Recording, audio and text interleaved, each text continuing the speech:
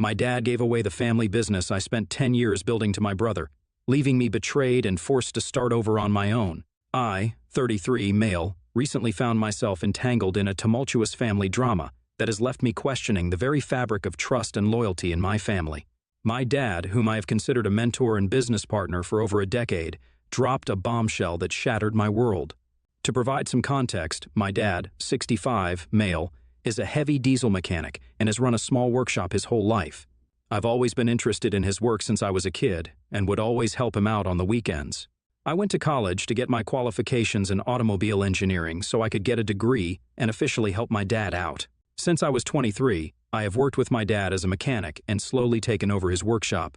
When I started, he had only 2 mechanics who worked for him part-time in 1 car. With my knowledge and experience, I introduced several new strategies, and we have grown to over 35 employees and 15 cars in the last 10 years. We went from $250,000 in revenue to just shy of $7 million this financial year. My dad only works in the workshop, while I am more 20/80ths workshop to office split. I have dedicated the last years of my life to building the family business from the ground up. The blood, sweat, and tears I poured into it were not merely for personal gain, but with the understanding that one day I would inherit the fruits of my labor. The business became my baby, and I navigated the challenges, weathered the storms, and celebrated the victories with unwavering commitment. I have an older brother, Jerry, 39, male, who went to university and then worked in the city as an accountant. He has never been interested in my dad's business. Growing up, he hated the fact that our dad was a mechanic. He used to feel embarrassed about it and refused to acknowledge it in front of our friends.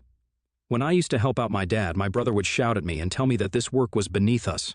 Even when I expressed my love for automobiles and ultimately went on to pursue the degree, my brother discouraged me several times, telling me that this degree would get me nowhere and I should find a better career to pursue. Despite his embarrassment, my dad always considered my brother to be his golden child. You see, it wasn't always like this. Before, my dad used to be equally loving to both of us. But when Jerry was 15 years old, he got pneumonia and was bedridden. The doctors were really concerned with his health and warned us that he might be dangerously close to death. This was an extremely tough time for our entire family. I remember feeling so scared about losing my brother. Throughout the entire hospital stay, Jerry always wanted our dad above anyone else. He used to ask for our dad all the time, and my dad spent countless nights in the hospital, which meant they bonded a lot. Eventually, Jerry recovered, and things went back to normal. Yet my dad continued to favor Jerry over the years. Even when Jerry would grow up to hate our dad's profession, Dad didn't mind and favored him regardless. As I got older, I obviously noticed this favoritism and was understandably hurt that our father always favored Jerry. For example, once my school had an award ceremony where I was going to be presented an award. I was extremely proud that I won the award and told my parents about it.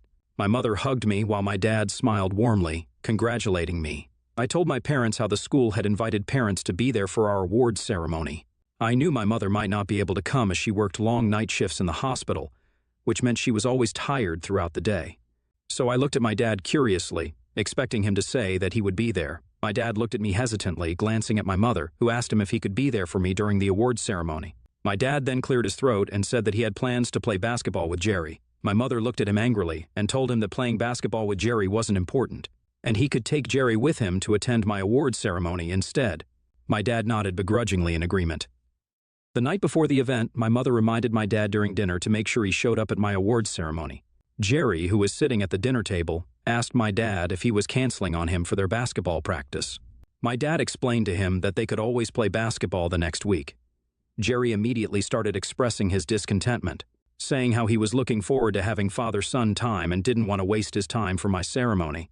My mother retorted back to him that, as my big brother, he should be more understanding and supportive as I had won an award.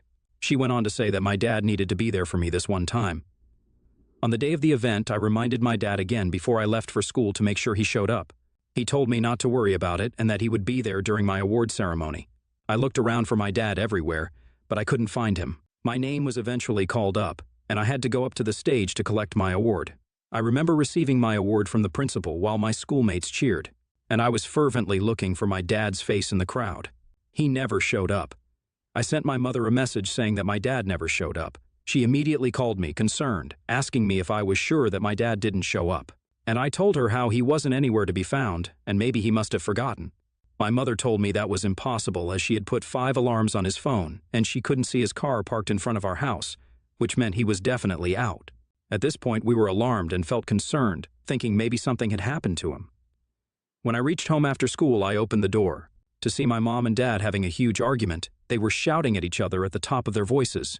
The air was thick with tension, and the heated exchange between my parents echoed through the hallway. My mother, her face contorted with anger, stood near the entrance while my dad, looking both guilty and defensive, was attempting to justify his actions. Feeling a mixture of confusion and concern, I cautiously stepped into our living room. I asked my dad curiously if he was okay, my worry palpable as I mentioned that he never showed up at my school for the award ceremony. The room fell silent for the moment while my dad tried to avoid eye contact and mumbled an apology, something about losing track of time and unforeseen circumstances. I could sense that his explanation wasn't adding up, but before I could press further, my mother unleashed a torrent of frustration and disappointment. "Why didn't you show up, John?" she demanded, her voice sharp and accusatory. "Tell me the truth. Our son won an award and you promised him you would be there. What could be more important than that?" Dad shifted uncomfortably, clearly aware that he was in the hot seat. Before he could respond, Jerry entered the room with an air of nonchalance, eating an ice cream. My mother turned her eyes towards Jerry, her eyes narrowing in disbelief and anger. "And what's your role in all of this, Jerry? Where were you and your dad, and why didn't you support your brother on his big day?" Jerry, with a shrug that exuded indifference, muttered something about how he had suddenly craved ice cream and had asked our dad to drive him to the ice cream shop first. Later, when they drove to my school, they were informed that they had missed the awards ceremony, so they drove back home. My mother's face turned from anger to incredulity as she processed this absurd excuse.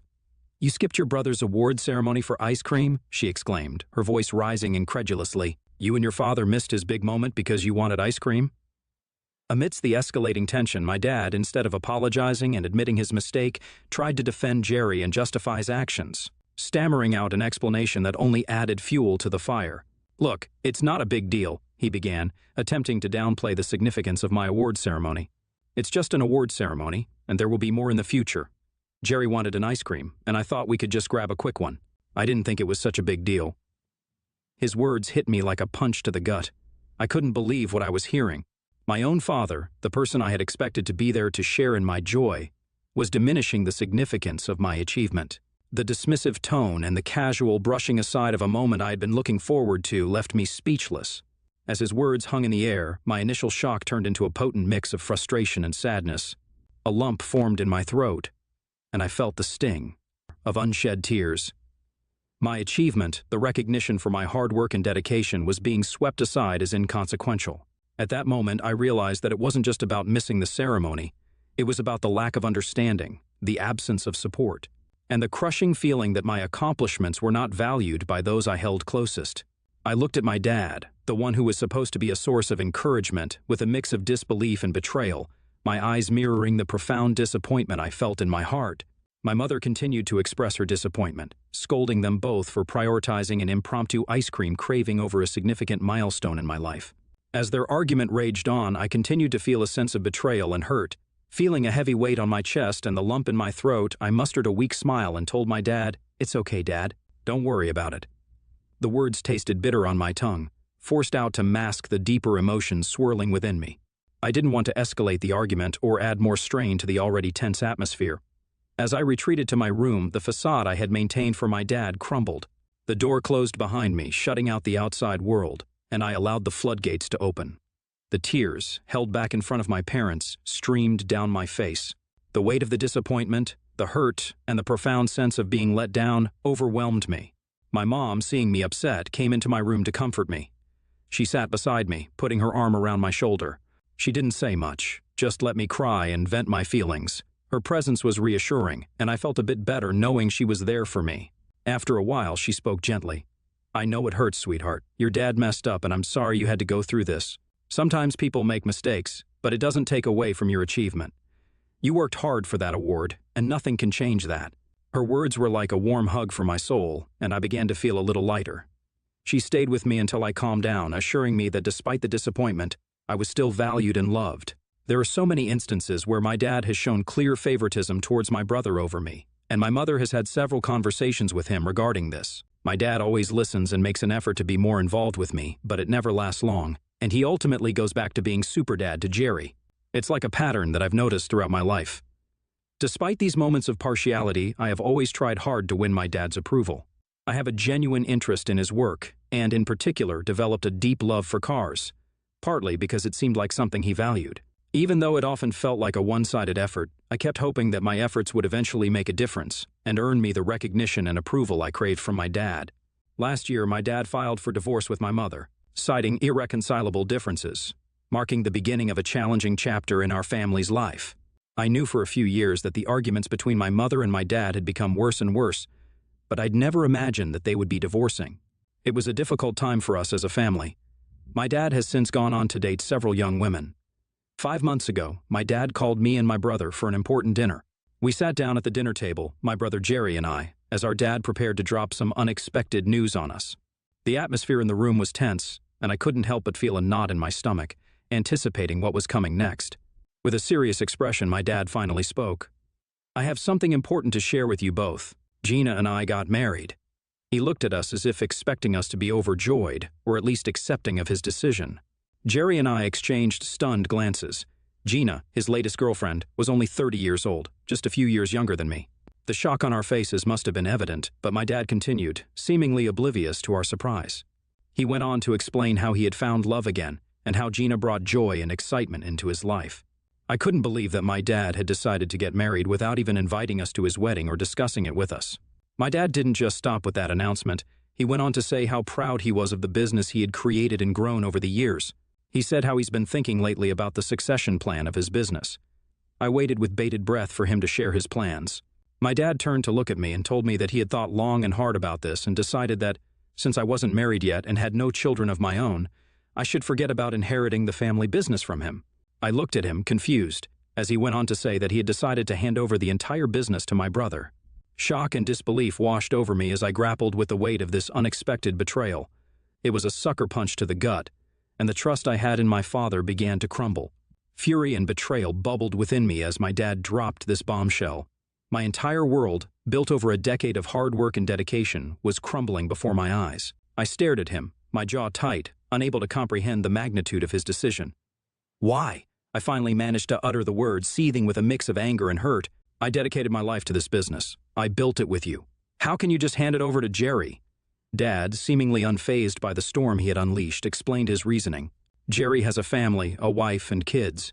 He needs the financial stability, and I believe he can take the business to new heights." His words hung in the air, and I felt the weight of his favoritism crashing down on me once again. I struggled to keep my composure, my hands clenched into fists. "Dad, this isn't fair. I've given everything to this business. I've worked alongside you and dedicated my time and energy, and now you're just going to cast me aside because Jerry has a family? Or what about my future, my dreams?" His response was callous. "You can continue to remain in your position and work under Jerry, but the business goes to your brother. That's my final decision." Anger surged through me, but I bit back my retort.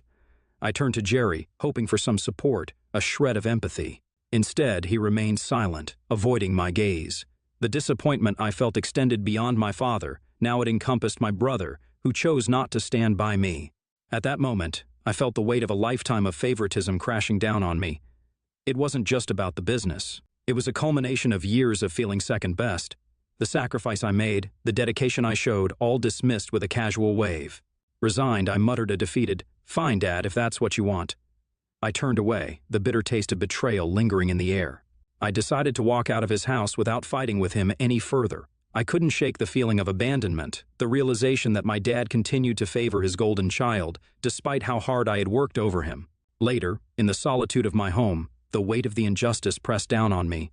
The business I considered my legacy, my life's work, was slipping through my fingers. Anguish welled up, and the room blurred as tears blurred my vision. I had never felt so alone, so discarded. I decided to call my mom, hoping that she would understand what I was going through. I told her everything that happened, how my dad favored my brother, how he took away the business from me, and how lost I felt. She was surprised and upset as I shared the details.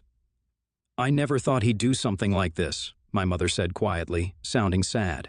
"To treat your brother so much better and give him the business completely, instead of dividing the business equally between the both of you, is completely unfair." Her words matched exactly how I felt, as I didn't mind sharing the business with my brother. But my dad had unfairly given it to him completely, despite how hard I had worked over the years. As we kept talking, my mom's voice went from surprise to determination. She told me firmly to try not to see this as the end, but as a chance for something new. You've done amazing things, and you don't need his approval. Why don't you start your own business? You know a lot of clients would rather work with you than your brother, she said. Through her words, a flicker of determination ignited within me. If my dad thought he could strip away everything I had worked for, he was mistaken. The pain of betrayal fueled a silent vow. I would forge my own path and build something new from the ashes of what was taken from me. In the last 10 years, I have saved more than enough money for me to start my own business. The next day, as the reality of the situation settled in, I took decisive action. I reached out to more than half of the clients we had amassed over the years, mainly after the ones I had recruited. These clients were the ones I had built relationships with and earned their trust. I told them about my dad's plan to give the entire business to my older brother, hence how I had decided to start my own company. The clients were as shocked as me, but surprisingly, the overall response was overwhelmingly positive. These were people who had come to admire my dedication, work ethic, and the values that I brought to the table. They assured me that they were willing to follow me to continue our successful partnership under a new banner. The news of my departure from the family business spread throughout the industry, and some of my dad's workers even approached me, voicing their support that they wanted to work for me. It was like people were starting to understand that after my dad left the business under my brother's care, this would be a sinking ship. I handed in my resignation letter to my dad, and he was shocked. He scolded me, saying that I should not ditch the company at such a crucial period, but I scoffed at his response and left. As the majority of the client base shifted allegiance, the once thriving family business began to crumble. Dad, caught in the crossfire of the fallout, watched helplessly as his grand plan backfired spectacularly. Over the months, my new endeavor has flourished. The support from loyal clients, coupled with my expertise, allowed me to not only survive but thrive. My dad's betrayal spurred me to rise from the ashes, stronger and more resilient. The business I have built, now independent and thriving, is a testament to my tenacity. I can finally revel in the last laugh knowing that my hard work, dedication, and resilience have prevailed against all odds. Meanwhile, I have learned from my mother that Jerry has no idea how to manage the business and is struggling to retain the remaining clients. I guess word of my success must have reached my dad, because he sent me a long message yesterday saying I was an a-hole for not helping my brother and keeping the family business alive and how I had turned my back on family. He wrote how he was facing money issues and his new wife threatened to divorce him because he was unable to fund her lifestyle anymore. He ended the message by saying that he expected me to do the right thing by returning to the family business and bringing back all the clients I had so that I could keep our family business afloat. Update 1.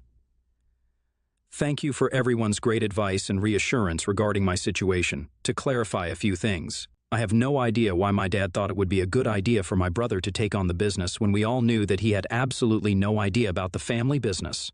Jerry agreed to my father's wishes because he knew how well our business was doing and thought this would be an easy job with me taking most of the responsibility. He had expressed previously to us that he was unhappy at his job, hence I am assuming that he thought I would do most of the hard work for him while he and his family would be able to enjoy the CEO title. As for those wondering why I'm not married yet, it's simply because I've always been a bit of a loner all my life, dedicated to my work. While I do have a girlfriend for the past 1.5 years, whom I love dearly, and we have discussed marriage as a future goal, we both agree that we want to take some time to grow as individuals before taking the next step.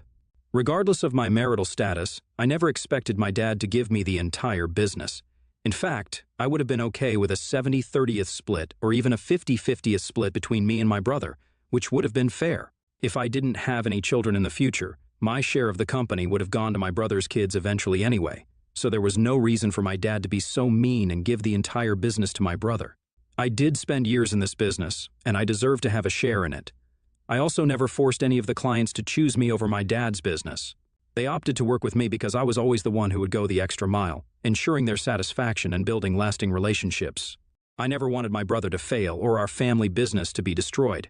The business failed because my brother still didn't know the ins and outs of the business, and my dad was too busy with his new wife to focus on his clients. My dad must have assumed that I would eventually give up my business and come running back to him, asking for his forgiveness when I inevitably failed. But thanks to my hard work, I am not only standing firm, but thriving. It's disheartening to witness the downfall of a business I helped build, but it's a consequence of their own actions, not my intention. I plan on having a talk with my dad next week regarding this when I have some free time. Update 2. I finally had a talk with my dad.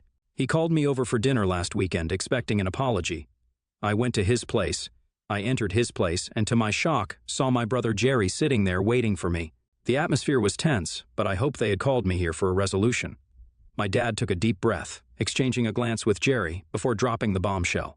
He started by saying how he was sad over what had happened between us, and he regrets that our family business was now in pieces. I raised an eyebrow, bracing myself for what was to come, expecting him to say that he had changed his mind. Instead, my dad started pressuring me to return to the family business as soon as possible, claiming he would forgive and forget if I did come back. Jerry joined in, blaming me for the business's struggles and calling me selfish for leaving him all alone to manage the business. I couldn't believe what I was hearing. "Dad, you handed the entire business to Jerry without even thinking about my future. How is this my fault?" I retorted, frustration bubbling within me. Jerry scoffed. "You took most of the clients with you when you left. That's the problem. They followed me because of the relationships I built, not because I forced them. You are welcome to try to get them back. If you were so good with retaining clients, your remaining clients would have not left the business either," I argued, feeling the weight of their accusations. My dad sighed. "Look, I don't want to see the family business fall apart. It's my source of income, and it's how I sustain my lifestyle. Gina has also left me because of all of this. I want to enjoy my retired life in peace instead of trying to resolve this ongoing family drama. So stop being so selfish and just come back and work for your brother." The room felt smaller, the air heavier. I realized this wasn't the apology or resolution I expected. It was an attempt to force me back into a situation I worked hard to escape. Stunned and hurt, I stood up and looked at my dad angrily. "I'm done with this conversation. I will gladly watch your business go down the drain," I declared, walking away from the toxic conversation. Ever since this conversation, I have been bombarded with texts and calls from both Jerry and Dad.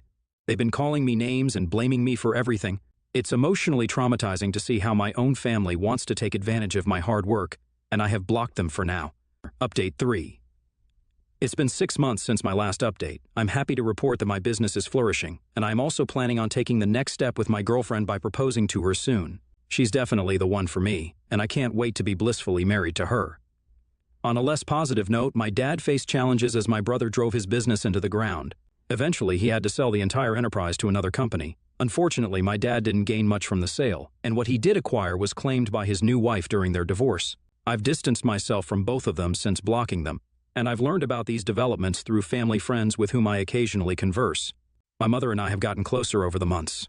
Unlike what you may think, she treats both me and my brother equally. She understands my actions and is supportive of my new business.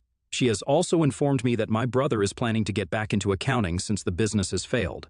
Despite the challenges within my family, I'm grateful for the joy and stability in my own life. The support from my girlfriend and the strengthened bond with my mother are invaluable sources of strength. Focused on the positive aspects, I remain determined to succeed in my business endeavors. I'm optimistic about the path ahead and committed to turning challenges into opportunities for growth and success.